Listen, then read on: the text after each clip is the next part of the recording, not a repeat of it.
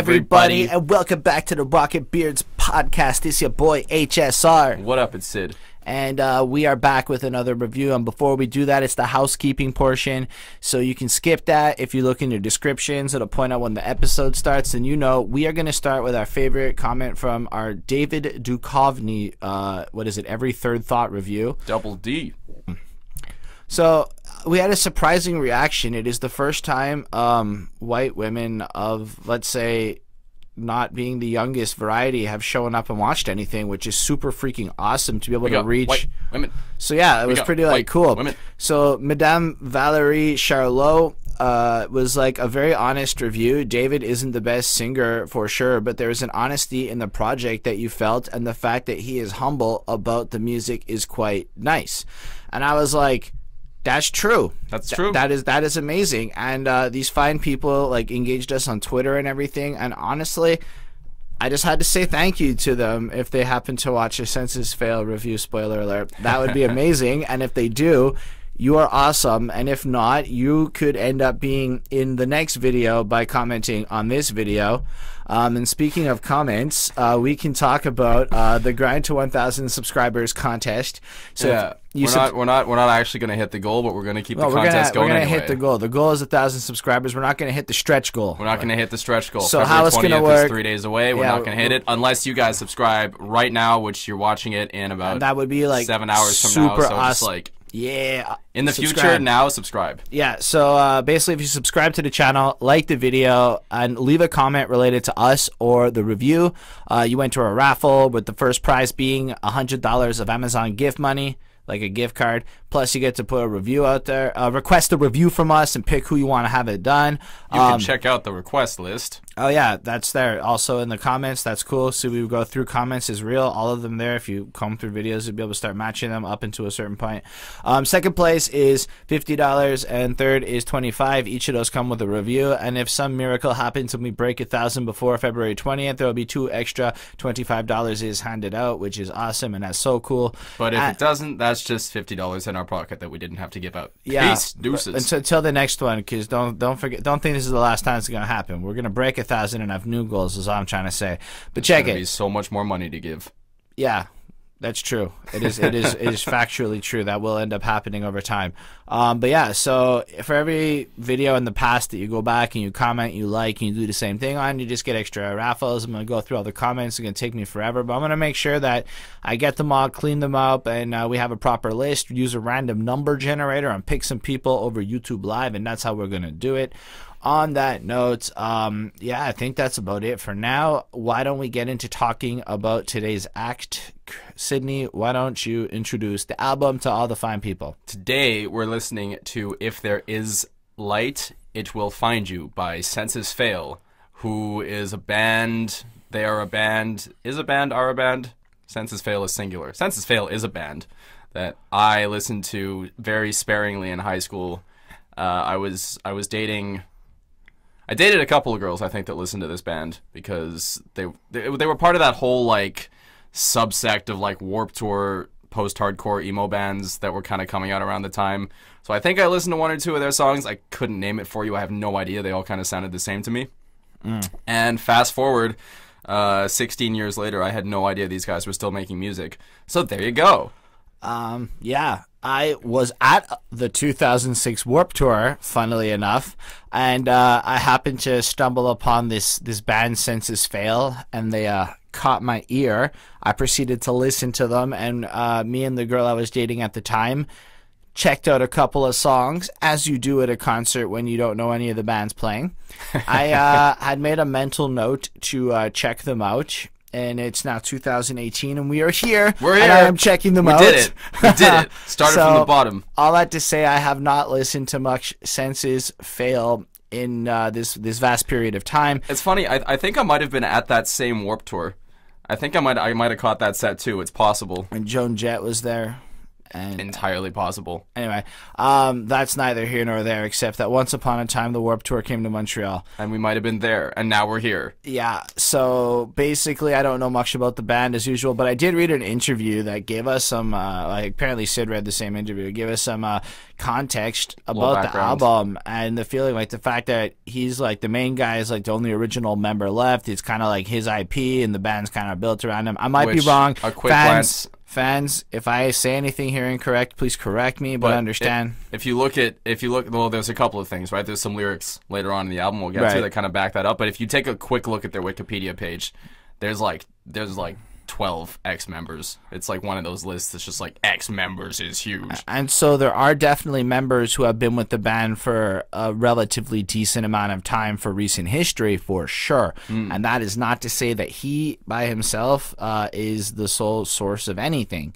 It was just to say that according to the facts of history, he is the only original member left. That's Probably. all. And that there's been 3 albums since the significant moment when everybody thought bad things were happening. He had struggled with alcoholism, and he had, seems to have dealt with curing his demons a little bit. And he has dealt with the fact that he is no longer, like, he used to be kind of misogynistic and was kind of ashamed of his past lyrics. These are all his words. Absolutely. The interview's linked below. I'm quoting some shit because I wanted to give some love and try a little harder for y'all. What he also says, if any of you are planning to go see Senses Fail and sing along to like all those old songs that you used to love, he ain't gonna play those songs. So you're not gonna hear those songs. Or if he does, he like will modify the words. So like instead of using a word like whore, he will change it actively, even if the crowd never notices because they drown him out in that moment because they sing the original lyrics.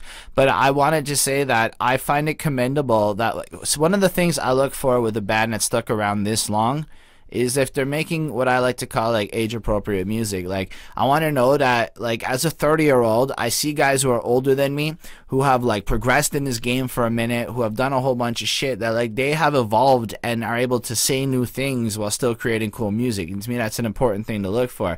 And I don't know, however anyone feels about this album, the fact that his intent is to be like, back in the day I was an idiot and I made some bad moves and I'm just trying to own my shit now and be a better person, I can get behind that, you know? I mean, you can definitely feel, like, for me, it's mostly lyrically. You can feel the evolution. You can feel, like, he's kind of come this far and he's taking a look back at everything that's happened to him. Musically, I mean, we'll get into it. Yeah, that's a separate thing. But I just wanted to give love to that right away. And the other thing that's worth noting is while his child was being born, his wife almost died. And that was a significant moment to him. The idea of getting this life at the cost of another was very impactful. And his wife has multiple sclerosis, which is still unfortunate and a little bit whack. That's and unfortunate. Like just I couldn't imagine the challenges that has put before this gentleman that has created this album for us with his friends. I mean, obviously this dude has some real demons to go through. He has some real shit to work through. But that I just want to throw down one cool piece of information, because as a journalism student, I am learning that you guys want new information that maybe you haven't heard before. That's true. If you guys are maybe not followers of the Warped Tour, since we're talking about a Warped Tour band, I'm going to throw this down. This is the last Warped Tour this year. It's never happening again. It's never happening again. This is it. This is their finale. I don't know. I don't think they've announced the bands yet. I hope Blink-182 gets a spot. I don't know. I don't. It's not Blink anymore. Opinions, but yeah. So if you guys want to check out that Warped Tour, man, this was like when we were teenagers. This was the thing every summer. You go and you check out the Warped Tour, and there's some crazy bands and mosh pits, and you're underage, maybe get a little drinky drink. But yeah, man. I mean, literally, it's the reason I know what a Senses Fail even is. So that's it. That's a cool little piece of information. What do you think about that album cover? Also, what do you think about the Warped Tour? If you have great Warped Tour stories, tell us what your favorite one was, where you were from, what bands killed it, what you loved. Let's have that moment in the comments and share some, like, relive it a little. For me, definitely was seeing Rise Against and Billy Talent back-to-back in the 2006 Warped Tour. That was pretty cool for 18-year-old me. Okay, moving on. What about? I'm pretty sure I was definitely there. Anyway. Yeah. So yeah, album cover. If there is light, Untitled. If there is light, it will find you with this like road with the person with the mask on, like I guess the character of this album. Yeah, which is cool. I mean, I think I have that sweater. I definitely have a sweater that does that with the Okay. with the skeleton, and you zip up the hood and it's like a skeleton. And I scared a bunch of people at And, Rockfest a couple years ago with that. Like holding a little a doll or something. I guess. I think it's actually supposed to be a baby. Yeah, but that's what I was gonna say. I think it symbolizes like him and his demons holding his child and like this rebirth and some bullshit Which is on cute. like this road, right? With that kind of the long road in the distance and blah blah blah. And here he is, and he's come this far, and you just get the sense that this is a little bit of a redemption tale. And I like the fact that the imagery of the album cover fits the title. I'm not gonna say it's the most distinct as a thumbnail, but like it's identifiable enough as a thumbnail that it serves its purpose from like a branding perspective. It follows the recent trend of like, and I say recent, but like with greater frequency of no like band name or title or fucking anything on it. It's Right. just the image. And I get the feeling we're going to see a lot more of the lack of overt branding on album covers as time goes on, which is strange to me, but I love it because But I mean, in terms of branding, right? Like they've got this guy, and he's clearly meant to be. I Yeah, don't know of if this course. is like their mascot from previous albums, or this is just a guy they're kind of introducing here. But I like the concept of bands like kind of playing around with that fictional mascot, kind of like Iron Maiden's got Eddie, Disturbed's got what's he called? I don't know, but the guy that Seth MacFarlane drew.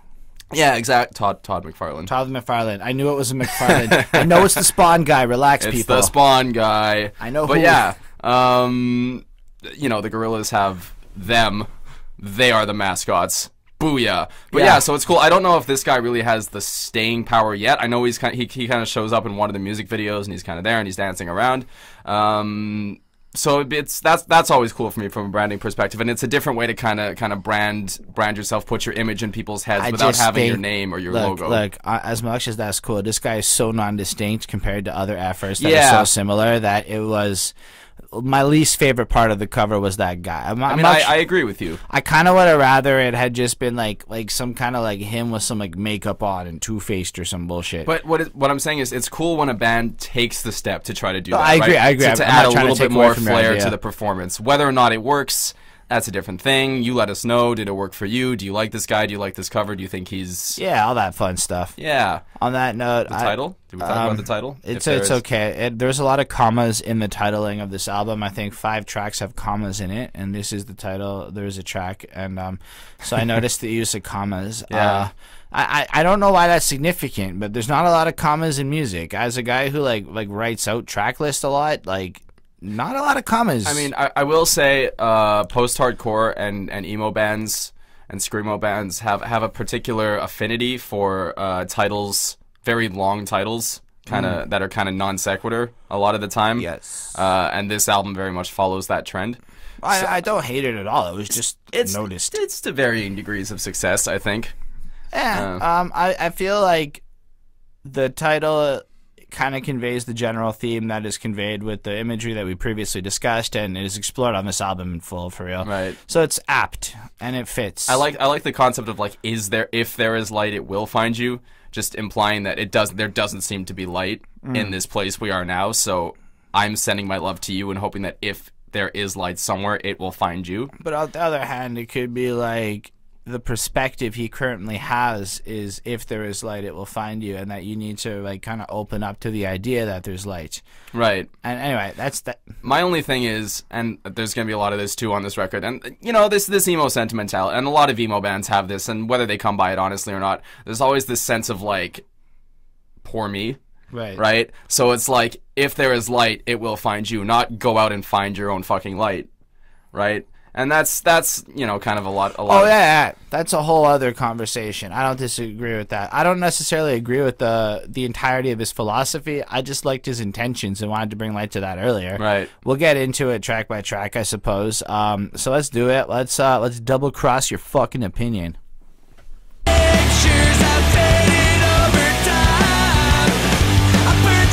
Sydney, how do you feel about this opener? This opener is an adequate album opener. I mean, look, it's fast paced. It's got a lot of the the classic tropes of pop punk going on here, and they get a little heavier later on in the record. So this isn't necessarily a pop punk record through and through, but there's nothing really that stood out to me in particular on this song. You know, a lot of the reason I think I didn't pick up this band in the early 2000s is that there really were a lot of bands that were doing this. One thing I will point out. Go on. Is that immediately in this, right away on this song, whether or not the guitar line is overly complicated, you can tell that I don't know who's playing guitar on this record, but they're doing a good job, not just of aping a lot of pop punk and post hardcore tropes, but kind of distilling them to what really makes them catchy and listenable and melodic. So a lot of the guitar work on this record is really cool, and some of that shines through a little bit on this song, and it's kind of a teaser of what's to come. So I gave the track a 3.8 on 5. I didn't hate it. It's cool. It's catchy. It's fun. It's quick. It's got a good energy to it. But it's not my favorite thing, and it's not gonna like stick in my head. All right. So I can't say that this track in and of itself generated this sentiment, but this sentiment needs to be expressed to understand how I feel about this project. So first of all, it's 2018, and I was like, wait a second, is this 2007 again? I just felt like I was back in time. I was in another place, and it was cool because I really enjoyed this sound back in that time, and it makes sense that once upon a time, Census Fail would have been a band that I bumped for a while. Second feeling I had, but when would I have listened to Census Fail? And then I'm like, oh shit, when my heart was in a million little pieces because somebody had just dumped me or I had done something stupid, and etc., etc. So I realized right away I am no longer in the right place at this current frame of my life. I mean, Bonnie has not broken my heart and smashed me to pieces, so I'm not there. I'm not. That would. Nah, we cool. And then I'm not none of the right conditions that would make me have all the normal appeal in my life to really appreciate that album. So I had to take it with a grain of salt and then pretend I was heartbroken in 19 again the entire time I listened to this project. So I'm going to give you the best example of what 19-year-old Holden would have felt about this album the whole way through here. On that note, I like the lyricism. I don't think he's a great poet by any means, but there's an honesty to it that I find appealing. And I don't need you to be great. I need you to be honest with me. I need to know that your emotions are real. And I think regardless of the corny factor and the edginess of some of these songs, that those are fair words to use, perhaps depending on who you are, this isn't fake. And for that, I love it. And there's lines like, and how the glory days have all but faded. Everyone I used to know is jaded. Where is the passion that you used to have? When everyone was the only thing that you had. When music was the only thing that you had. And you're just like, you got to consider him now. He's an OG. He's been at this for a long time. He's old enough to have seen virtually everyone he was in the scene with 10 years ago be gone. Old enough to have watched all this happen. And here he is, the weirdo loser of sorts who's still pursuing the dream, probably older than I am. And I'm like, I found some connection in that, just the sentiment of where he's trying to do it. And I realized how interesting this experience was going to be, because you're going to be right up inside this dude's head. And I dug that. And then someday I know that I'll be fading. Everyone I used to know is getting afraid. Okay, yeah, it's cheesy. Afraid of getting older, and every heart I love grows colder. I love when the time slips by. I'm not afraid to die.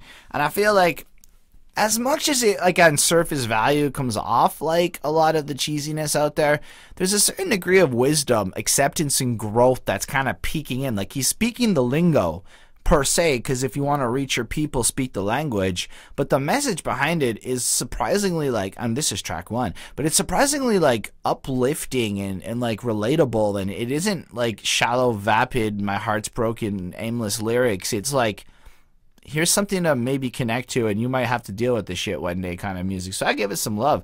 Musically speaking, nothing on this album, I guess, reinvents the wheel, as we say here, but it's not the point. I've come to really appreciate just some good fun vibes, and this is everything I would expect it to be, and it didn't miss anything. There's not one part of this song that was oh, that's bad, which is good, and every part of the song was delightful. It changes. They know how to evolve a track so that there's no redundancy, really, at least on most of them.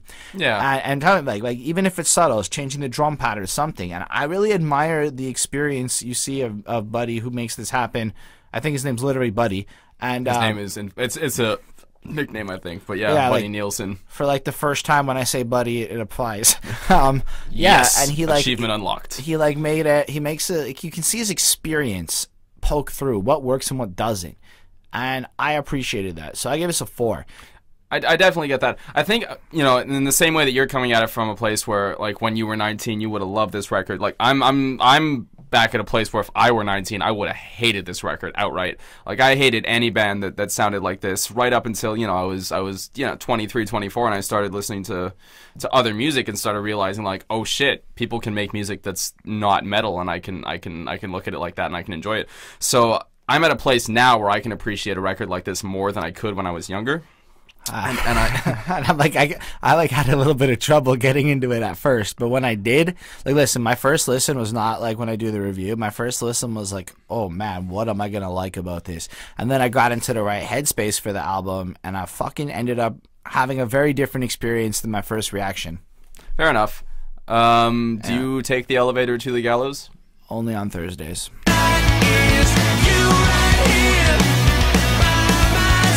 Syd, before you begin, this is it. This is when I felt 19 for real. Like, it flooded over me. Okay, talk to us. Yeah, again, like, I really, really, really like the guitar work in this song and on this album. Like, the twin guitar work on this track, it's really cool. It's really fun. It's very punk rock, very speed metal almost. You know, there's a little bit of tapping going on there. There's this heavy as fuck breakdown. It's really gnarly. The second verse, there's a little bit of deviation from the formula where he gets in, he starts screaming, something about Penelope, I don't know, but it's really energetic, it's really fun. I had to dock points because the chorus was just over that cheese line for me. Something about this pain inside, and I just like if one more artist sings to me about this pain inside, I'm just gonna punch them in the face so they can feel the pain outside. But yeah, I mean, other than that, I really like the track. I gave it a 4.1. I don't know. I have a very different perspective on the idea of pain inside. Statistically speaking, most people seem to have pain inside these days. I get it. Find a new way to say it. But, like, I don't know.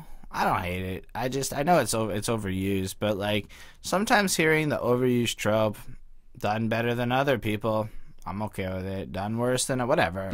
Like, I'm just like, I can't hate that. I mean, everything. Hey, I give the song a high grade. I'm not saying it. I'm just pissed off. I'm defending the line. I'm pissed off, dude. That's mad. Fine. I'm not anger like inside on that corn. shit. Like this, just if you look at the mathematical probability of songwriting, like everything's gonna end up being an overused trope at some point. Anything worth saying, at least. Especially if you're a recovering addict. Half of everything you're gonna say is the same if you're a recovering addict. That's why most of the stories end up. And not to be like a jackass, specifics change, but you'll notice that most stories will follow the same formula. But I love that chorus, and ever since you left me, the pain inside hasn't gone away, and I just don't think it ever will. Your eyes will haunt me until the day I die. Oh my god. And I'm like, god. And you can picture just like these 14-year-old girls with soup, and probably guys with super black eyeliner. 30-year-old men for sure. If I was heartbroken right now, I'd be screaming this out with heart-wrenching everything. Because that's what it is. That's my song for this when I was 14 was Only One by Yellowcard. Here I go. Yeah, okay, that's not here. Scream my lungs I don't out. like that song. Really? Not It's really. this. Yeah, but this is better. This is far more enjoyable. Disagree. That's fine. That's why we're talking. You say now, whatever. Yellowcard forever. You know they broke up? More information. I did not know that until a week ago. Okay, sure. But I'm not really in the headspace for this lyric. Yeah, that's my notes. That's what I'm saying. I didn't feel like my head is there, but I appreciated it. But I like how the music is so dynamic and alive and bouncy and fun. You could just picture this at the show, and this is one of the songs you're just waiting for them to play because you know it's gonna be fucking amazing.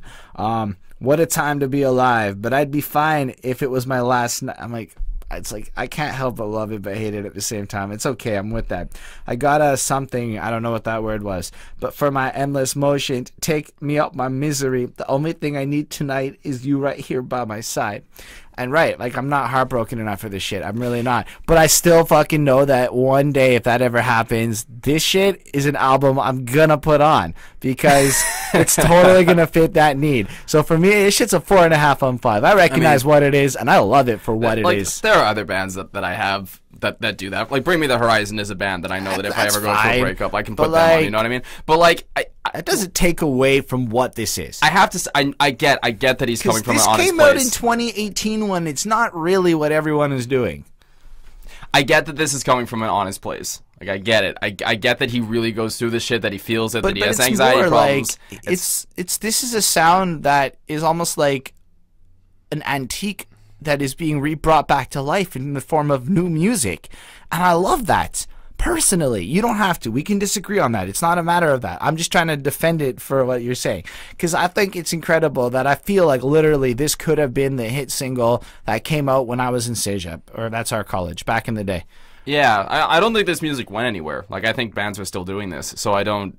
Yeah, maybe. For me, the throwback value just isn't there yet. Like, it's not old enough, and it's not gone enough. I don't know. You know what I mean? Like, we haven't covered, like, at least in the last year, I haven't seen a lot. I mean, we haven't really covered it. And there that might be part of it, to be fair, but I don't think it's quite as in the spotlight as this style used to be. No, absolutely not. It's not. I guess that's it's where not I'm going the popular rock So, style. Like, the popular rock style right now is that, like, subdued, really mellow kind of atmospheric indie sound. right, yeah. I think I much prefer their stuff. This stuff was fun. I could take either of them or leave either of them. Anyway, so yeah, New Jersey makes, the world takes. Yeah.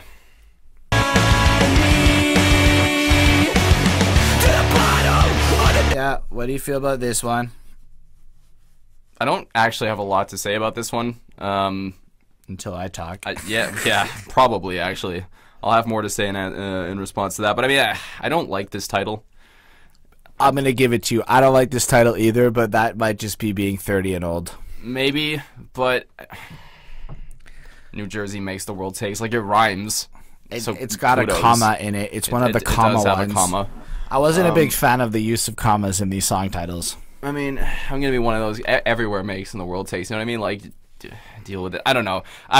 Something about the lyrics in this track just really grated me. Didn't like the title, but I have to give it the super energetic, and it's super catchy. So I can't dock too many marks from it because it, other than the fact that I hate the title, the song is actually pretty cool. There's some pretty cool riffs going on in it.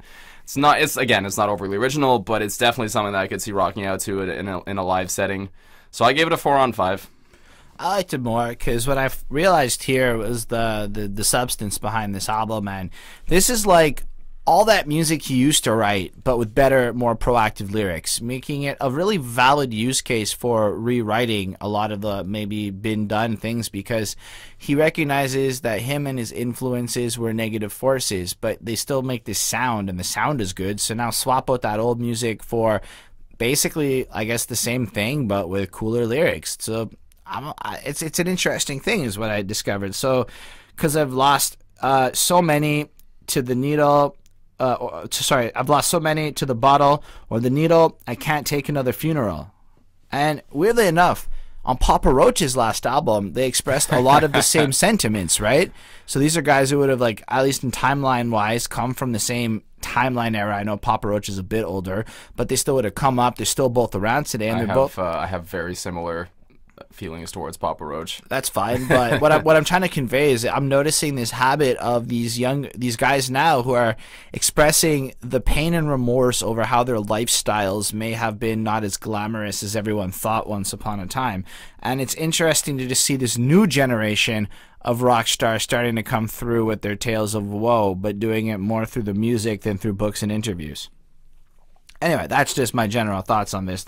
Maybe I'm wrong. Was this the track where he had the line about "Are you drinking again? I don't wanna bury you before." Maybe. Before I enjoyed that line. I don't know. It felt honest. If your friends are drinking and it's a problem, you gotta confront it. It sucks. Or you could just go write a song about it. Yeah, but you should do both, right? Now, I would argue that because get you a guy that does both. But here's the thing, right? So you go do that in your life, but then you write this song to both inspire the people dealing with that and maybe speak to the people who are the victim, like on both sides of the fence. So yeah, I was saying I like the line. Anyway, I like the line. It's a cool line. But I found myself in a place where all my days were numbered. I overcame all my demons, and I know that you can too. Cheesy as fuck, but mad relevant to say to these teenagers and shit. Like that's what I'm saying. It's like the more I thought about it, the more I'm like, I could be an asshole and like hate on the cheese factor, but I'm not the right market, so that I'm never gonna fully appreciate that again. But I appreciate what he's doing with it. It's just like like something I saw on the T.I. album. He made a whole song, kind of a little part of a verse describing that he has to speak like a gangster still, regardless, because it's the only way to reach the people. And I feel like he's doing the same thing here, and I respect the shit out of that. And he's not hiding it or anything. Like he said, this album is geared towards the kids who were fans of the older records, who he wants to bring in to buy the new records, so he doesn't have to play the songs from the old records anymore. All that to say, 4.5 on 5 for me, because I thought it was a great energy. I'm still feeling this one. Not all the songs are, to me, like the best energy, but this style, this more aggressive, fun, like you can just mosh around to it, feel to it, like the safe moshing, not the circle pit moshing. But I love that shit. 4.5 on 5. So, My favorite's there's a video. Do you know what the Wall of Death is? Yes, I hate it. You hate it? Oh man, Yeah. I used to pull that shit when I was a front man. But like, I'm just, well, I mean, like, I've when I was fronting a metal band, I used to make crowds do it and went nuts. But there's the comparison between like a metal Wall of Death. You watch Lamb of God do it, right? And people are just killing the shit out of each other. There's blood, there's injuries. And then you watch a band like Yellow Card do it, and they're just like, pick each other off the ground, okay? And you kind of see these two sides of the crowd go. And Yeah. what you said kind of reminded me of that a little bit. It's cute. It's cute Yeah, little Wall see, of Death. I never wanted this shit kicked out of me at a show, so that's just So my you would like feelings. this Wall of Death. It'd be fun for you. Yeah, but I It's wouldn't. fun, man. No, it's still too much for me. I like the safe jump around, bump into each other. That's the end of it. We don't need no extreme shit in my world. I'm okay with a couple bruises, a shoe to the head. Those are expected things from like head surfers. But and I do want to have a little bit of rowdiness. But fuck, I don't need to see your fist flying into my face at a metal show or whatever it is, or whatever this Yeah, is. people who do not that that should just interested. leave. It's just not my thing. Okay, anyway. Gold jacket, comma, green jacket, Yeah. dot. Adam Sandler, what a guy.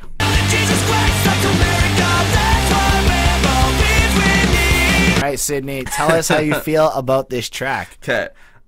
I'm going to say right off the bat, I really like this song. I think it's it's go. funny because we were just having a huge argument off. I really like this song. I really do. I think it's my favorite song on the record, straight up. But the entire second verse, and I'm not, look, I'm personally annoyed by, and I'm not going to delve too deep into it. Let me read it to the people first. Fuck yeah, I've always been anxious because I've always been in debt. And when I was 18, 2 planes flew into a fucking building and we've been at war ever since. We destroyed the environment. Fuck the government. It's an embarrassment. We're all going to die in debt. So on the one hand, and there are other lyrics to the song, you know what I mean? Like there's a chorus, like other things happen. So this is a great, just like punk rock raging anthem, like it's something that kids are going to scream along to, fist pumping. It goes halftime in the chorus. It's great. I can't get behind how he justifies his anxiety by 9/11, and there's a lot of reasons I can't, and I'm not going to get into all of them, and this is not a political debate. That's fair. So I'm just going to throw this out there. That line really pissed me off. That entire verse really pissed me off. And it's just something that you can't... Anyway, I gave the song a 4.5 on 5. Okay? I like the song a lot. It's fun. It's catchy. There's a lot of great guitar lines. The drums are sweet. There's a lot of fucking awesome fills. Big fucking chorus. Sing along. Keep writing songs like this. Careful what you fucking say. See, I completely disagree with that point of view. That's what we were debating just That's what we before were this.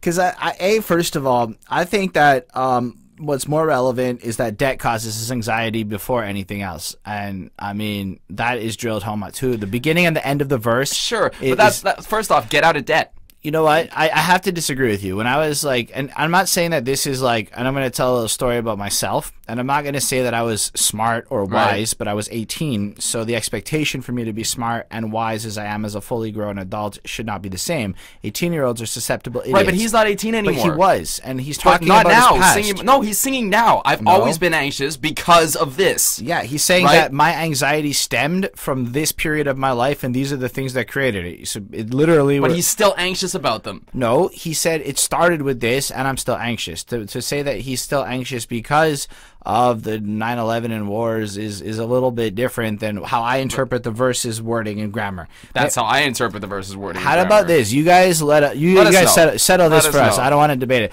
but I do want to finish my point on the fact that I do think that this is a little bit like he's saying when I was like 18, 19 or whatever, I ended up in debt. So my story is like I ended up getting a credit card, like, you know, a little limit. $1,000. I made a little money. That year, I made $9,600 according to my tax statement. I was 18 and working part-time at a video store, and Visa upped my limit to $12,000 because, at that time, and this has been proven that they preyed on young Canadian college kids and whatever. This is all facts that they did this.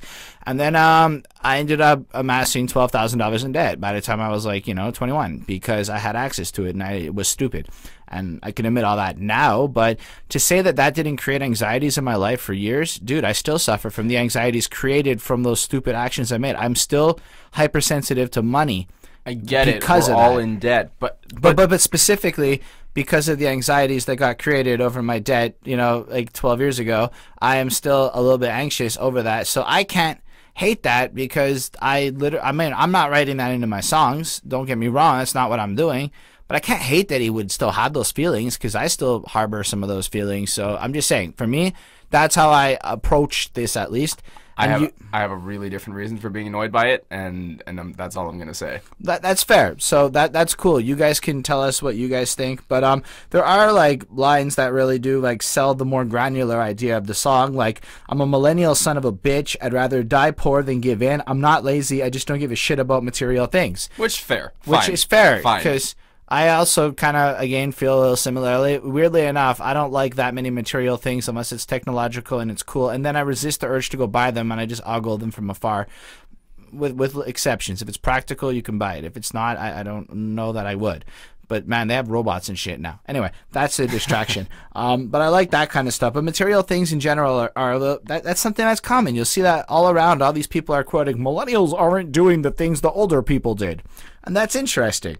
And then there was this line, and this line was when I realized there's a certain degree of reporting and his viewing a group of people as a little bit different. And I don't even know if this is so much himself or him commenting on society as much when I thought about this part, when he goes, so take a pill to make you smile and go buy shit you don't need because you don't know that Jesus Christ, because don't you know that Jesus Christ loves America? And then as he's saying this at the very end, he goes, you fucking idiots. I like that a lot. And it's almost like he's taken the entirety of the entire song and just acknowledged how ridiculous it is. And the last thing you hear is him condescendingly shitting on everything you just said. And for that reason alone, I love the entire package of what he did with this. But still, I give it a 4.5 on 5. Because musically, it's off the hizzy, as you said. It's pretty good. Yeah. But thematically, I think that the subtleties of these little contexts, the whole package together, changes that verse to being away from a whiny little whatever to more of,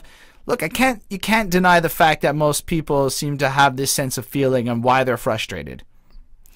I get it, but it sounds more anyway. Again, yeah. Now I'm not going to get into all my thoughts about it, but. I mean, throwing off lines, and I feel this way about a lot of punk music. A lot of punk music is kind of just angry without research. You know what I mean? So to throw off lines yeah, we fucked up the environment, and Jesus, sarcastically say, Jesus loves you anyway, just kind of down talk religious people and their belief system. It's easy to, to throw off lines but it's not random. It's not random. But I think it's actually easy. He just chose the major pop topics that's propagated over American media over the last decade. Yeah, that is it's really easy.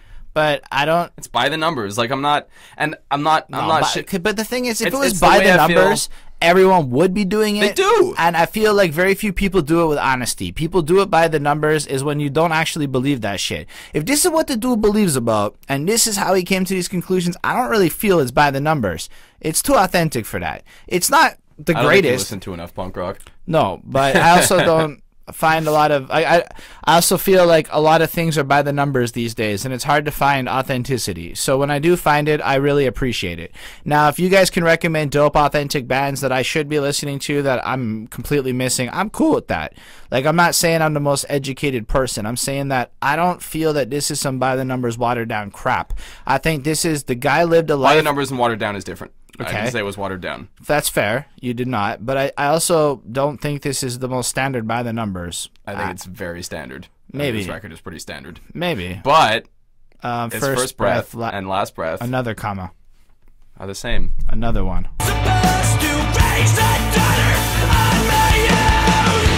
Right, Sydney. Let's talk about common song number 3. Yeah, first breath, last breath. I'm just gonna get this out there. I'm never gonna listen to this song again. Fucking loved it. Never gonna listen to it again. This is some heavy shit emotionally, and I just don't need to feel that. Having said that, holy shit, this song had some real feels to it. I had to look this up to see if this actually happened to him, and it kind of did. I mean, his wife almost died giving birth, which is... That's fucking heavy, man. That's some heavy shit. And to be able to sit down and write a song about your thought processes that are going through your head as that's happening, as you're watching your wife potentially die giving birth to your daughter, and just thinking, how the fuck am I supposed to raise this kid? Where, you know, you're going to be gone. How am I supposed to look at this kid and remember every time I look at her that you died? Anyway, there's a lot of very, very conflicting emotions happening here, and it's really, he plays it out in a very honest way, and I really appreciate this song. And it's you know, the instrumentals are visceral. It's one of those quirky kind of major scales, without getting too technical with it, that really give you a sense of foreboding. Like, it's major, but it's very tense. So it's really cool. I gave the song a 5 on 5, but I'm never gonna go back to it. So it's one of those rare cases. So I did not give it a 5 on 5. I give it a 4 on 5. This might be back to my lower end of gradings, because thematically you're correct. It's fucking incredibly written. It's like there was nothing that they could do after 3 days of labor. It's a miracle that anyone survived. I'm alive, but I'm dead inside, and I'm supposed to raise a child with a smile now. It's fucked up. And like, you really consider that. That's what I mean, the authenticity of this guy. Now, let's be real. This might even have, like, this is how I'm looking at all of these songs. Like, he has lived these moments, and he's just conveying the real emotions that he felt attached to them. And I'm impressed by his ability to, I guess, complete the idea. Like, he had to actively, in his head, complete the fact that she dies now, and how do I actually feel? And then he wrote this song, and that's incredible to me, right? And it's beautiful in the sense of it. But then he's got lines like, I watched you bleed out, I watched your lungs cave, I saw the worst things that I've ever seen, I watched you slip away from me, and our daughter's first breath is the last one you will ever take, and I don't think I can make it on my own. Honest, real shit. Like, it's fucked up. I used to wonder why people put bullets in their brains. Now it seems like the only way to stop this pain. How the fuck am I supposed to wake up every day and pretend that I love her so much as I miss your face? Like, now, it's cheesy, but it's fucked up. But I gotta say, I never thought I would quote lyrics like that and not follow up with that's some edgy ass bullshit. But no, that is like if you even, I don't have a kid, so I've never been in that moment. But to even just try to put myself in that moment, I get it. You get it, like, okay, yeah, it's not unfathomable to want to blow your brains out in that moment. Because it's context, right? It's all about context. And that's what I'm saying. You have to be careful what you say based on the context of what is being said around. So in a song like this, that's really about, like, the deepest, the worst thing you could possibly witness, and then having to have a constant reminder of that every day in your house, like, next to you, that you have to raise and be happy and be courteous to and be kind to and be nurturing to, and just in the back of your head to have that memory always there. It's never going to go away. Do you turn to drugs? Do you turn to suicide? Like, what do you do? You watch Jersey Girl. Because Ben Affleck's the same thing kind of. Kevin Smith made a movie where the same kind of start happens. I like Ben Affleck and I like Kevin Smith. You should probably see the movie. I've never seen it, but people didn't like it, but I did. All right. I'm with you, Kevin. Go on. I'm done. Okay. Kevin Smith 2020 for president. Imagine. That'd be amazing. I don't know about that, but I'd love to hear his campaign speeches. Look, bro, man. Ultimately, I like this song in terms of theme. The writing was one of the strongest on the album, but the sound, it got into the slower, emotionally driven, a little less interesting to me style of music. So I didn't like it as much as maybe I should, while appreciating the value of what he's saying. So I don't want you guys to think that I don't care about how well written this was. I do appreciate that, but I don't think the music backed it up the way I would have loved. It didn't hit me right. So 4 on 5. That's neither here nor there, though, because there are some ancient gods we gotta talk about.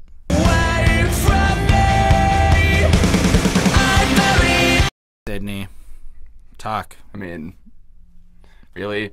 everyone is telling you that you're not going to make it out alive. Apparently. It's kind of life, bro. Like you're just not going to make it out alive. That's it. That's literally, this is a 3 on 5 for me. All right. I like it more than you in this case. I also gave this track a 4. I find it equally as good as the previous track. Huh. It's kind of exploring darker feelings and depths. Now, you got to keep in mind the context of the psyche of the writer, right? So if he's really trying to document his emotions, show his insecurities and weaknesses, kind of let some teenagers know that even this grown-ass man feels these things, which is a positive thing to do in the world, at the cost of his own cool points, I respect this kind of song because it makes sense. You need it. As much as it may have been written 100 times and it might be whatever, you just got to imagine that somebody's first time hearing the song at 14 years old is going to be this track. So, teenagers, if you're watching, you're not going to make it out alive. Yes, that's not whatever. Nobody makes it out alive. But anyway, I do like a couple of the lyrics. Like, Lord knows I know what it's like to lack a purpose. I've waited every day hoping for my moment, and then everyone I love is always far away from me. Now, I've lived on the other side of the fence watching this play out, as in I've always felt I've had a purpose since the day I was young. I've known exactly who I want to be when I'm older, and I've been working towards that. Now, that has led me to encounter a lot of people who would be more in line with this lyric where they don't have a purpose, they feel aimless, and a lot of shit. So that really resonates. They're not going to make it out alive. That's how it feels to these people. And I've talked to enough folk about ambition and goals and dreams to know that this what he's capturing here is way more common than the opposite. And so as a result of that, I can't hate it. It's got truth in it. It's just an unfortunate truth to ambitious people, I suppose. Everyone in my life has left me. Every day is another test to see if I can take the stress without it driving me to drink, because I'd rather find another way. And if you really consider that now he's sobered up from alcohol, he's trying to keep his sobriety, life's really hard, and all of this is just him trying to express that anxious feeling of trying to avoid drinking. Because 9/11. Yeah, maybe that's what made him drink in the first place. You don't know. I don't know. Maybe that's it. And so either way, as somebody who understands addiction a little bit, I get where he's coming from, and I don't hate this at all. So 4 on 5, but again, it was on the slower, less interesting musical side for me, and that's just my preference. So anyway, is it going to be the year that Behind That Suit breaks 1,000 subscribers? Yes, it is, motherfuckers. That's the title of the song.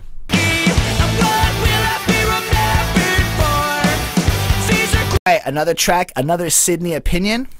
So I like this song a lot more than the last one. It's the same kind of thing. Like it's clearly about the same kind of thing, but this one just it feels a little more honest, and you can really feel like, especially the history that the band has gone through and the history that he's gone through with the band. Can you clarify what you mean by same kind of thing? People leaving. Okay, go on. Life getting shitty. Am I gonna make it out alive? I don't think I'm doing okay. Okay. And I mean, you know, there's lines about how that's everybody else is gone. I think he's referring to his original band members. Yes, that part I agree with you. Yeah, so that's cool. There's a crazy solo. There's a really tasty solo in the middle. It's really cool. So yeah, I gave this one a 4.3. So I don't think it's the same thing. I think this is him kind of addressing his insecurities about the band in a literal sense. Is Census Fail? Is this going to be our year? Literally, it's more of like that. And he's kind of reflecting on the fact that so many people quit the band due to lack of faith, right? And that's why inevitably folk were not around. Like, I think there's a line somewhere that specifically is like, well, everyone else thought that, that's why they're not here. But in general, I like this one. Like, I didn't go to college and I don't own a house. I guess that I'm a failure and I fucked up somehow. Now I guess I've just been screaming into a microphone. Well, in my case, it's home, but away from home. When everyone I know gave up a long time ago, what else am I supposed to do with my life? All that I've ever known are late night drives from Salt Lake City to Seattle to San Fran. I hope I die in the back of a fucking van. Now, I gotta say this, man. I'm obsessed with the grind these days because it takes a lot of work to make this shit stay alive, right? Like, it is day in, day out boring shit sometimes. And when I hear people say stuff like that, where they also feel like the world treats them like they're crazy because they're, I guess, in their 30s or older and still pursuing shit like they're 21, that's relatable.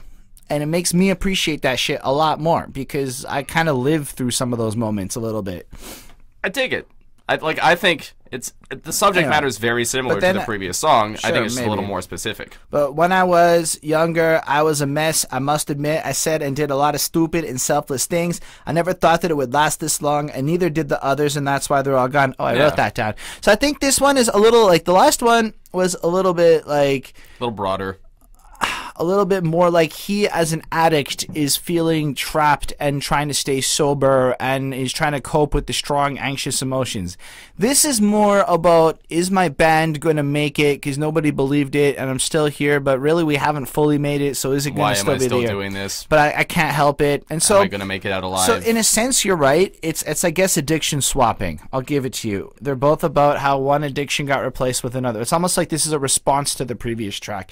Anyway, I dug this one a lot more. I give it a 4.5 on 5. It's got some great energies, great feels, and relatable lyrics. It's what I look for in music. Okay, the next track has a title in quotation marks, which bothered me from the jump. You get so alone at times that it just makes sense.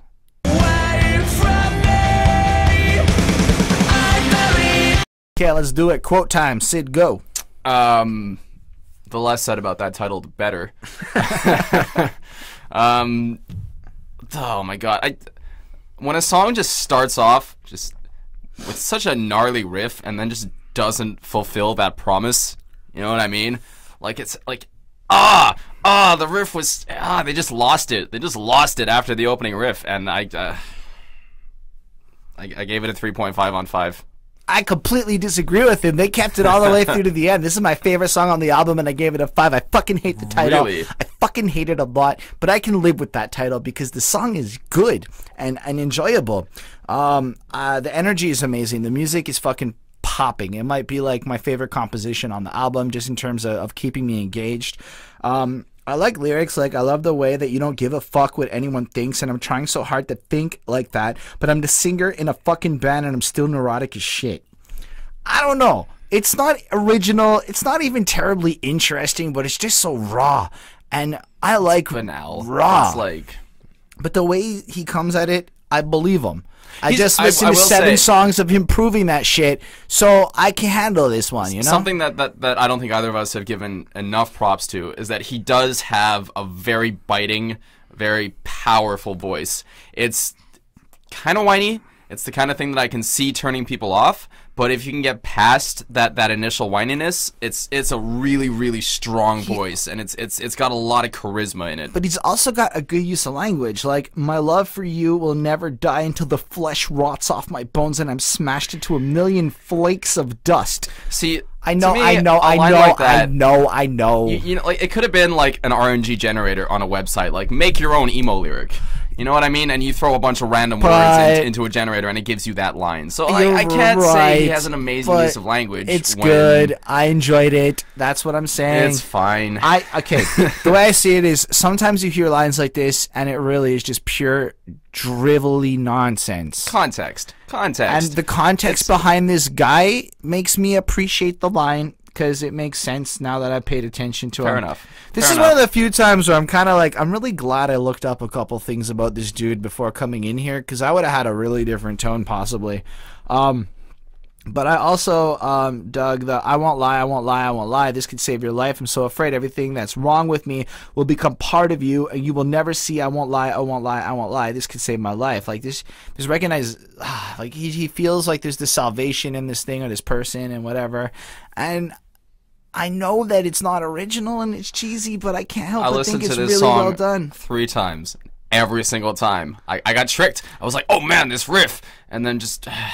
I used to blame everyone else but me because I was so fucked up is the most powerful line on the album.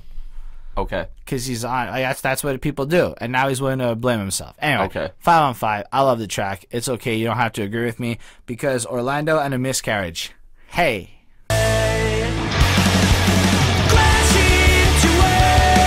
Short, it's sweet, it comes in hard. Syd, go.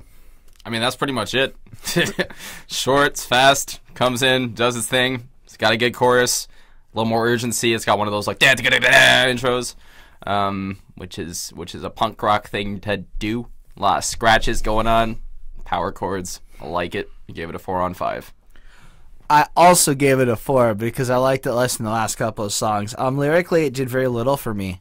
I did write down the line, and maybe you'll be born again for someone I never met. I still don't believe in God, but there's a part of me that won't forget. Only because the actual like pun of using born again and believe in God, it's very like, if a rapper said a pun of that equal quality, we'd all be like praising it and shit. So I wanted to give him props on that pun, that one little part, that wordplay. That's it. What I will say about that, I don't know if this is where he's coming from necessarily. Maybe he's still like, there's no. But I like it when people on either side can give a little bit of leeway. Like, I don't believe in God, but okay, maybe, or I do believe in God, but okay, maybe he's not there. You know what I mean? I like that philosophical approach that people. I feel like it's a higher way of thinking. When you don't feel like that person is telling you that you are incorrect for believing something they don't. And that's kind of how I felt earlier on I don't remember what track it was that we were arguing about, but I felt like he was kind of just shitting on people for belief, right? And I'm not a believer. I'm a fucking atheist, but I'm not going to shit on religious people. I understand the need to have some kind of belief in your life. I believe in stupid things. It happens. I'm not necessarily saying religion is stupid either. I think it has its place in the world. So, like, for me, if you can come at it with a philosophical point of view where, like, I don't agree, but I accept. You know what I mean? See, I'm all about believing in God because to me it's the Occam's razor approach is how it started for me, and then it just worked out in my life, so I have no good reason not to believe in God. Moving on. Like, it keeps me humble. And whether or not it's true is irrelevant to the impact it has on me to believe in it. Exactly. But if you think I'm less intelligent for that, which I've encountered as a professional, I find that weird. So I do appreciate that part, but I don't think this song did a lot for me lyrically, was what I was trying to say this whole time. It didn't really, I don't know, maybe I missed the brilliance of it, but I did enjoy the energy, so maybe at a 4. I don't see myself coming back to it, but if like I was listening to this project during my next heartbreak, like I said, I would probably feel very differently about it. On that note, as I do this review, I have some shaking hands because I'm nervous about it. I'm not nervous. Do you? Are you? I can finally breathe. All right, go. I like the song a lot. Musically, it was kind of like Weezer meets Deftones. So kind of like a happy Deftones, if you can picture that. Like it starts off with these kind of clean, wishy-washy guitars. And then it gets into this big like halftime anthem chorus, and I think this is a really nice spot on the album for a song like this, because it's a dip in terms of speed, but it's not a dip in terms of energy. Like, it's still intense, and I really appreciated that.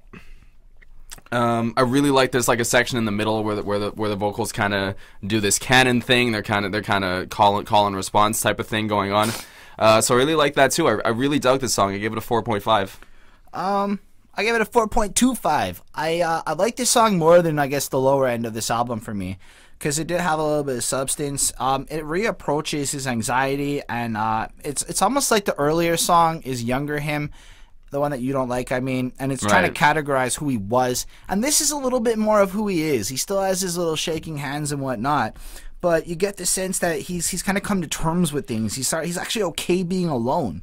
Like, but he's got lines like, "I will hold your hand until this hospital bed becomes a coffin for us, and I will jump right in, and I will be buried with you, and while I'm still breathing." Totally not related to what I said, but it was the first thing I wrote down. I like that line because it has a certain deep sense of romance and a commitment. And look, I don't care how bad or cheesy it is. I dig that shit. I'm cheesy like that. But I also really prefer the lyric, "I can finally breathe. I don't feel this emptiness anymore.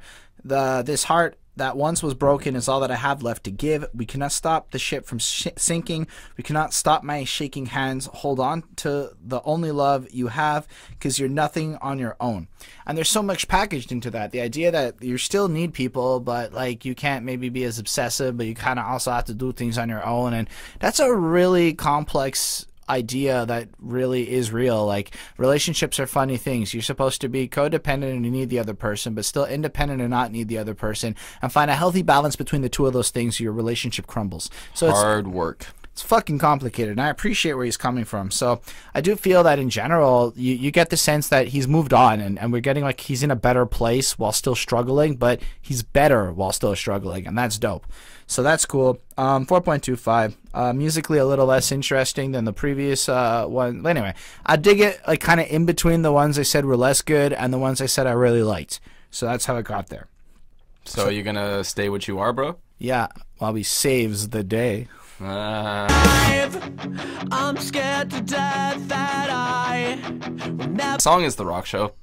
This song is The Rock Show. By Blink-182 This song is The Rock Show. We just sang along with it, and it really fit, really, like, it fit perfectly. And, I mean, the intro riff is the same. Like, it's the same.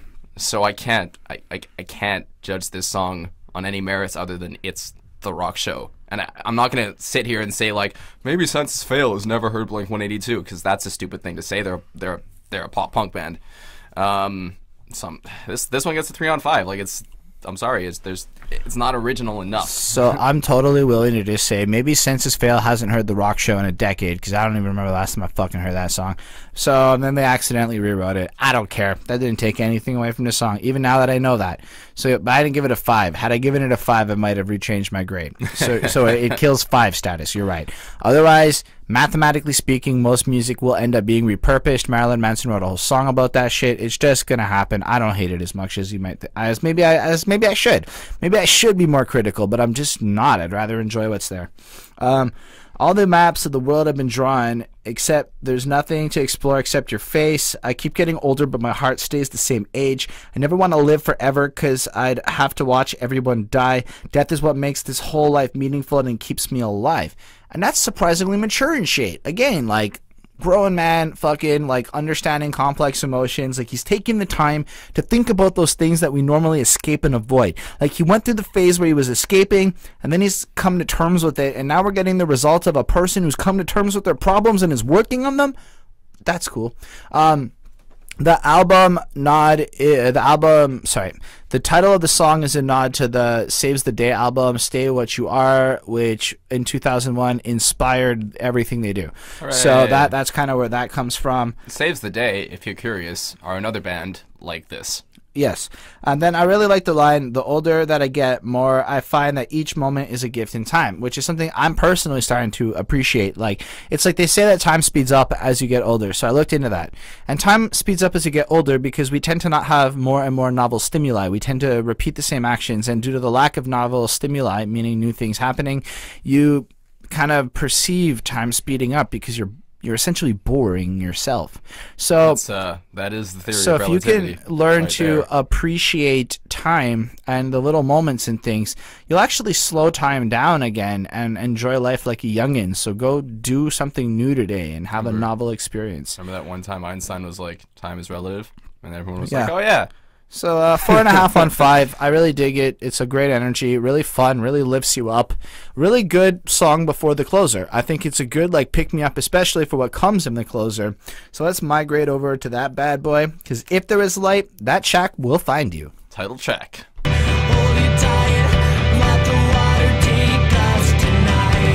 Okay. All right, last one. Let's go. Much like I felt the first track was an adequate opener, I felt like this was an adequate closer. I like the subject matter. I think it's a song to his miscarried daughter, which is cool. I mean, he's got some daddy issues going on in this track where he's like, I hated my dad, but I'm not going to be like my dad, which is it's something I think a lot of people think about. It's something I've definitely thought about. Not that I hated my dad, but you don't want to be exactly like your parents, I think is where I'm coming from. I like the very calm instrumentation. It's got kind of a post-rocky feel to it, which is cool. Again, different from the rest of the record, so it's nice that they kind of left on this note, this like washy guitars, like big wall of sound, kind of a lot of delay going on. Or not a lot of delay, but a lot of reverb going on. So yeah, I gave this a 4 on 5. That's dope. I felt like if I had to guess what the closer of this album was going to sound like based off of a lot of the albums I guess I've seen recently, this was the most predictable move that they made. Whereas everything else felt like a super big throwback to another era, this kind of felt like it was supposed to be in a Today album. So that was a weird experience for me. Okay. Maybe I'm wrong. It was just how I perceived it. But you're right. This does deal with like issues like dealing with like a miscarried person and whatnot. Like, how am I supposed to raise you when I'm so afraid of all that I can pass down? It won't just be my name, which I guess he's talking a little bit more about his issues, his other problems. I've tried so hard to imagine our place, the tears streaming down from my face. My father meant nothing to me, but I hope I mean something to you. I also relate to that. My dad's a complicated subject, but I think it's natural, and it should be the way where all parents set things up so that their children surpass them. That's the mark of a successful parent. Grab my hand, hold it tight, let the water take us tonight. I wrote that down because it finished the line. I don't actually have any commentary there. If we don't lose someone who we would die for, how do we pick ourselves off the floor and face each day as if we're not dying alone? We've got to love ourselves. That's how we respect our dead. Now, if you were to maybe granularize this idea for a quick second, I've had girls that were really good for me in my past that I may have mistreated the situation, something truly a good thing, and I was a not good person, and I lost people that I should not have lost per se. And in a sense, that's like death. When you lose a relationship, your relationship dies. And if you take that sentiment and apply it to the losses that have occurred in your life, whether it be literal or spiritual or connections, it's the truest shit ever. Honor the death of that thing by being better. And I can't hate the premise of that or the spirit of what this song brings to the table. I think it's an adequate closer. Adequate's a good word. It's everything it's supposed to be. 4.5 on 5. It's enjoyable, but not necessarily memorable. Whatever, memorable. I don't shut up. I don't care. Whatever. That's it. That's 4.5 on 5. Do you have more on this track? I remember. Nope. Cool. For this album, I actually gave it a 4.385. I run math, and that's the calculator's number. I really dug this more than I thought I would. Again, I can't see myself listening to this with much regularity, but that doesn't take away from the value of the kind of music this is. For those of you who just came, I had said previously that basically if I was heartbroken... I just came. And my heart was smashed and I was 19 again, this might have been my favorite album for a while. So I see the value in this, and if my heart ever gets smashed again, I bet I could see myself picking this one up and giving it a spin, and that is definitely a possibility. But in the meantime, I just found it enjoyable. It's not my favorite project, but it's totally a well-made, well-put-together, well-thought-out project, and I can't hate on anything really there, except for the commas and the titles, which I was not a fan of. I mean, look, again, I'm coming at this from a place where when I was 19 or 18 or 17 or 16 or 15, I really wouldn't have liked this record. I liked some of it. I liked, I liked a solid at least 7 or 8 out of the 12 tracks, pretty solidly. That one song about watching, first breath, last breath, I felt was really, really intense, very well written. Almost a cut above the rest of the record, both musically and lyrically for me. I really thought that was cool. There's some missteps. It's definitely it's something you need to be in a very emo mindset to want to enjoy this record. So I can see how teenagers could really enjoy this. And again, it's cool. It's a great record for you to go to a show to, see them play. It's some energetic tracks, a lot of really cool guitar work.